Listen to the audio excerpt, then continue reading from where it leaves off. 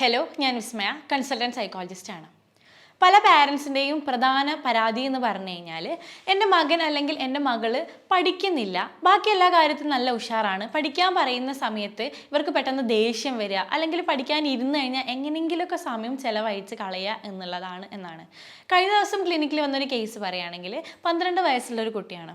കുട്ടി എന്ന് പറഞ്ഞാൽ നന്നായിട്ട് പാട്ട് പാടും, ഡാൻസ് കളിക്കും, അതേപോലെ തന്നെ ബാക്കി എല്ലാ ആക്ടിവിറ്റീസും നന്നായിട്ട് ചെയ്യും. പക്ഷെ പഠിക്കാൻ പറഞ്ഞു കഴിഞ്ഞാൽ ആൾക്ക് ദേഷ്യമാണ്. ഇനി അഥവാ പഠിക്കാനിരുന്നാൽ തന്നെ എനിക്ക് ബാത്റൂമിൽ പോകണം, അല്ലെങ്കിൽ എനിക്ക് വിശക്കുന്നു, വെള്ളം കുടിക്കണം എന്നൊക്കെ പറയുക, അല്ലെങ്കിൽ എന്തെങ്കിലുമൊക്കെ ആലോചിച്ചിരിക്കുക എന്നുള്ളതൊക്കെയാണ് കുട്ടിയുടെ അമ്മ വന്ന് പറഞ്ഞിട്ടുള്ള പരാതികൾ.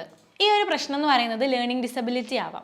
ലേണിംഗ് ഡിസബിലിറ്റി എന്ന് പറഞ്ഞു കഴിഞ്ഞാൽ നമ്മളുടെ ബ്രെയിനിൽ നമ്മൾ ചെയ്യുന്ന ഓരോ ആക്ടിവിറ്റീസും കൺട്രോൾ ചെയ്യുന്ന ഓരോരോ ഏരിയാസ് ഉണ്ട്. ഇപ്പോൾ പാട്ട് പാടുന്നതായാലും ഡാൻസ് കളിക്കുന്നതായാലും അതേപോലെ തന്നെ നമ്മൾ ചെയ്യുന്ന എല്ലാ കാര്യങ്ങളും നമ്മളുടെ ബ്രെയിനിൽ ഓരോ ഏരിയാസ് ആണ് കൺട്രോൾ ചെയ്യുന്നത്. അപ്പോൾ ഈ പാട്ട് പാടുന്ന ഏരിയാസ് നന്നായിട്ട് ആക്റ്റീവായിട്ടുള്ള ആളുകളിൽ ആ പാട്ട് പാടാനുള്ള സ്കില്ല് നന്നായിട്ടുണ്ടാവും. അതേപോലെ തന്നെ ഡാൻസ് കളിക്കാനായാലും ബാക്കി മോട്ടോർ കോർഡിനേഷൻ ഏരിയാസൊക്കെ നന്നായിട്ട് വർക്ക് ചെയ്യുന്ന ആളുകളാണെങ്കിൽ അവർ ആ ഒരു കഴിവിൽ നന്നായിട്ട് എക്സൽ ചെയ്യുന്ന ആളുകളായിരിക്കും. അതേപോലെ തന്നെ പഠിത്തത്തിനെ കൺട്രോൾ ചെയ്യുന്ന 2 ഏരിയാസ് ആണ് നമ്മുടെ ബ്രെയിനിലുള്ളത്. ബ്രോക്കാസ് ഏരിയ, അതേപോലെ തന്നെ വേർണിക്സ് ഏരിയ.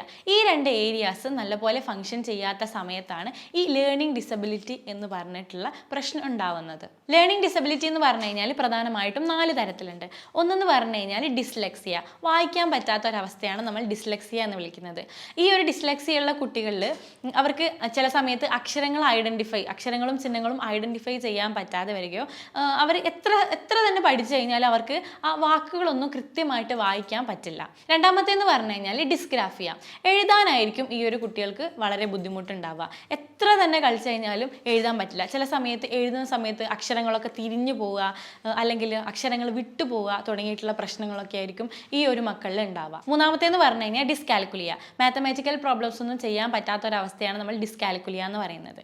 നാലാമത്തേതാണ് അൺസ്പെസിഫൈഡ് ആയിട്ടുള്ള ബാക്കിയുള്ള പ്രശ്നങ്ങളൊക്കെയാണ് നമ്മൾ ഈ ഒരു അൺസ്പെസിഫൈഡ് ലേണിംഗ് ഡിസബിലിറ്റി എന്ന് പറയുന്നത്.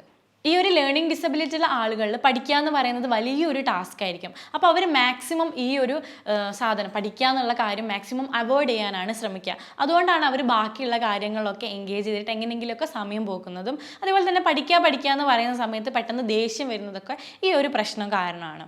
ഈ ഒരു പ്രശ്നം എങ്ങനെ മാനേജ് ചെയ്യുക എന്ന് പറഞ്ഞു കഴിഞ്ഞാൽ നമ്മൾ റെമഡിയൽ ട്രെയിനിങ്സ് ഒക്കെ കൊടുത്തിട്ടാണ് ഇവരെ ബേസിക് ആയിട്ടുള്ള കാര്യങ്ങളൊക്കെ പഠിപ്പിക്കുന്നത്. റെമഡിയൽ ട്രെയിനിങ് കൊടുക്കുന്ന സമയത്ത് ഇവർക്ക് ഓൾറെഡി ആ ഒരു ഏരിയാസ് ആക്റ്റീവ് അല്ലാത്തത് കാരണം നമ്മൾ അവിടേക്കുള്ള പുതിയ ന്യൂറൽ കണക്ഷൻ ക്രിയേറ്റ് ചെയ്യുന്നത് വഴി അവർക്ക് ബേസിക് ആയിട്ടുള്ള കാര്യങ്ങൾ, അവരുടെ പേര്, അതേപോലെ തന്നെ ബേസിക് ആയിട്ടുള്ള കാര്യങ്ങളൊക്കെ പഠിപ്പിക്കുക എന്നുള്ളതാണ് ഈ ഒരു റെമഡിയൽ ട്രെയിനിങ് വഴി നമ്മൾ ചെയ്യുന്നത്.